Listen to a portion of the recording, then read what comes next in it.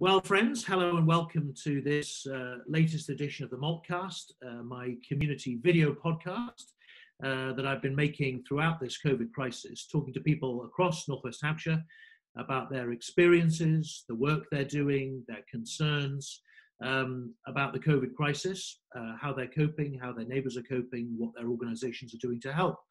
And I'm extremely pleased today to have with me our Member of the Youth Parliament, who is a resident of Andover, Dmitrijs Meiksans, who will be known to many of you. I've done a few things on social media with him in the past, but I'm very pleased to be able to talk to him today about his experiences of this crisis and indeed what he thinks young people are going to be concerned about both during and as we come out of the crisis. Dmitrijs, lovely to see you. Hello, thank you very much, Kit, for having me.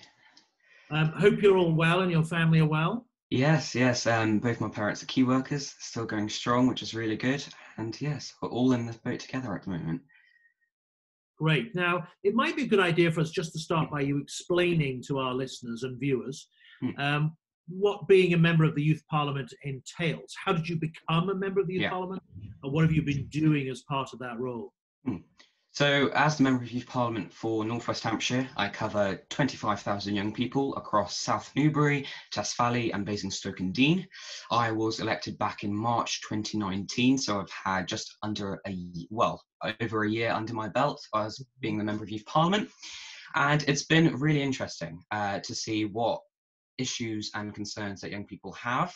And I've been able to really grow some great connections amongst the younger community. I've been with county councillors, MPs like yourself, Maria, Caroline, who represent the rest of my constituency, which is really, really good. And I've been able to represent young people, which I found a passion for quite early on. That's fantastic. And they, I think the Youth Parliament meets once a year in the House of Commons, is that right? Yes, that is right. So the Houses of Commons annual sitting, that's what the UK Youth Parliament call it.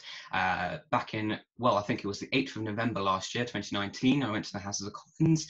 But this was the purdah period, which means, unfortunately, no MPs could have sat in the chamber with us nor interact with us.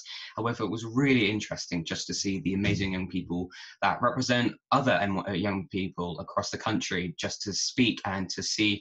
It was really nerve-wracking, definitely, just to see, sit in the chamber. It's quite humid, definitely, but it was it's good just to see from, seeing it on TV and then sitting in it yourself. It gives a really good taste of what politics is like. Good, and I guess that would have been in the days of John Bercow as Speaker. Yes. So actually, controversial character. Hopefully, he treated you better than he was always very good to me, I have to say, but hopefully, he treated you better than some others. Well, unfortunately, actually, John Bercow stood down the week before. So we actually had Lindsay Hoyle, the now Speaker. He hosted the morning session, and then the Deputy Speaker, Dame Eleanor Lang, she hosted the afternoon session, which was really interesting. And they were both really interested in the Youth Parliament.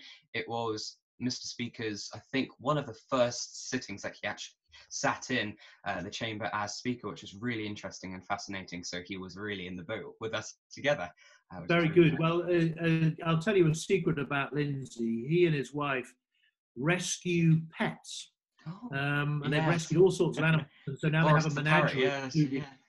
Boris the parrot. They've got cats, dogs, a giant tortoise, all sorts of stuff. Yeah. Anyway, listen, on to the matter in hand. Obviously, the COVID crisis and the lockdown has been difficult for a lot of people. And there's been a lot of talk about older people, people with disabilities, people living alone who are shielding. But one of the groups that must have been very heavily affected is, of course, young people who are naturally social and whose education is being impacted.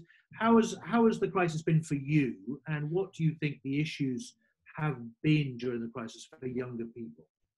I deem myself quite as one of the lucky ones who's been able to cope with the crisis quite well and adjust and prepare a timetable and just to see this pandemic through, really. However, the main challenge I've been seeing amongst young people is actually getting the message across to stay at home for their own safety because it is so important that we all actually stay home now.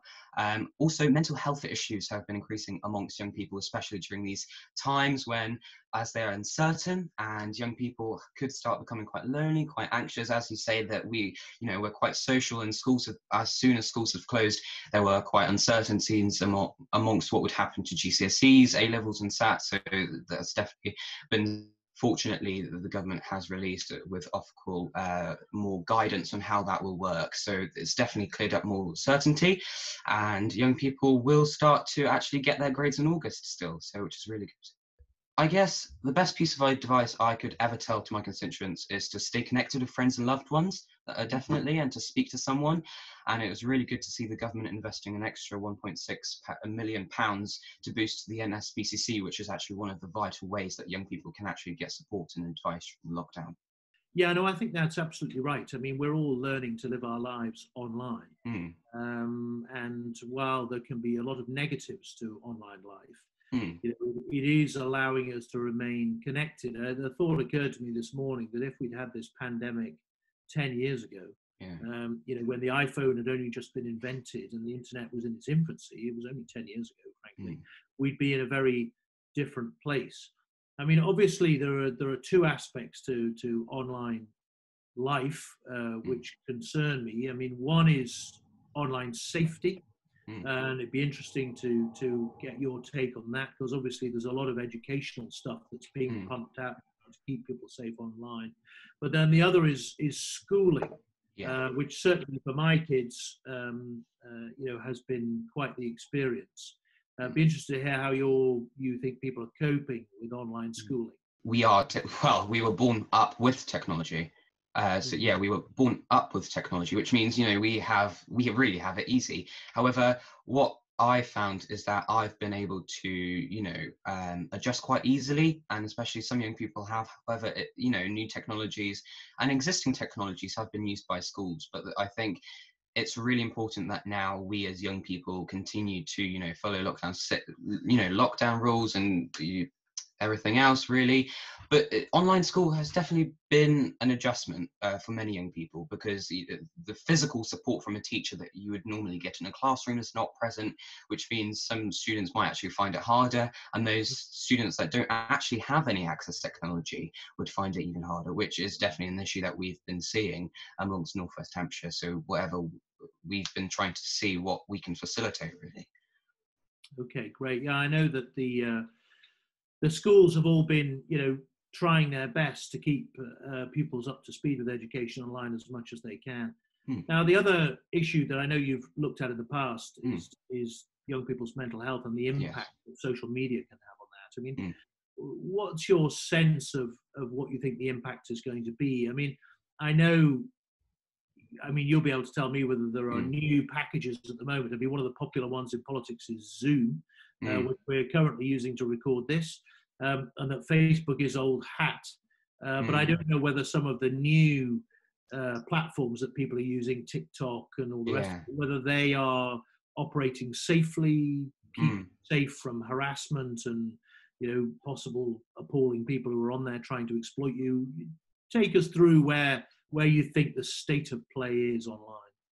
Well, definitely screen time and phone usage has definitely risen, especially for myself during the lockdown, because not being at school has left us with free times, and normally young people would use that up with screen usage. However, there are so many ways of contacting friends, especially so Instagram, so video chat. With TikTok, of course, is a new platform that young people have been experimenting with and actually using, and many video chatting platforms like this exist, really. House Party, which is a more informal way of chatting to friends. However, it has actually seen that it has been collecting data from young people and collecting information, which is really, there's been definitely rumors about that. So it is really important that young people actually have a look at, okay, so what's this app going to take from me? What is it not? And just how to use, the online space safely. Great. Well, I know there's a lot of educational stuff online for young people to try and keep them safe. And certainly I know my kids' school have been talking to them about how to stay safe online as part of their lessons, because they're spending so much time So fingers crossed. Now, as we emerge from this crisis, and who knows when that will happen, yes, obviously there are going to be concerns amongst young people about the nature of what their life is going to look like. What do you sense those are going to be? I suspect that lockdown measures will continue. However, they will definitely ease. But social distancing is going to ease. However, we're still going to have that, and young people will definitely find it hard to adjust to, as they are now, really. But I think the most important thing that the government can do is continue to hammer in the fact that continue to follow social distancing rules. And when, lockdown does ease, as we are now, like you said, on the downward slope, it's important that we really keep to social distancing, and that we keep to really looking at how to keep ourselves safe during this pandemic as we try to exit it and avoid a second peak. Yeah, no, I think that's exactly right. We critical that we avoid that second peak. We just cannot have it. But I'm conscious that the impact on young people of social distancing is going to be quite strong. Young people at school, young people participating in sport, young people just socializing. I mean, I was a young person once, and can remember it was quite hard to maintain social distancing if you had a boyfriend or a girlfriend or whatever it might be. These things can be difficult for teenagers and people in their early 20s. So fingers crossed, we find a vaccine or a treatment or a cure that allows us to move on from this. Well, listen, Dmitrijs, it's been great to talk to you. Thanks very much for sparing the time. And fingers crossed that you keep adapting as the way you do. Young people much more adaptable than old people in these things, but that we find, as I say, a way out of this as soon as we possibly can, so that normal life can be restored. Not least, as I say, because I think isolation is tough on young people, tough on kids, tough on young people, tough on people in their late teens and early 20s who are going through some of the most social time in their life. So to maintain distance can be really difficult. And I salute you for having coped so well. And I look forward to working with you for the rest of your term. How much longer will you be member of the Youth Parliament? Well, actually, our terms have been extended by Hampshire County Council because of the coronavirus pandemic. So my term now ends in September 2021. 2021, yeah, definitely. So it gives me 6 more months room, really, to continue to work with the local community, and I'm sure I will after my term ends. Well, fantastic. I look forward to working with you over the next 18 months, and thanks very much indeed for your time. We'll put this out on Facebook, kit.malthouse, Twitter, @kitmalthouse. You can find the podcast, along with all the others, on Spotify and Apple, wherever your normal podcasts are obtained from. You should be able to find us. And fingers crossed, as I say, this will join a library which will look back on in the years to come and think, what a strange period that was. Dmitrijs, thank you very much. Nice to see you again.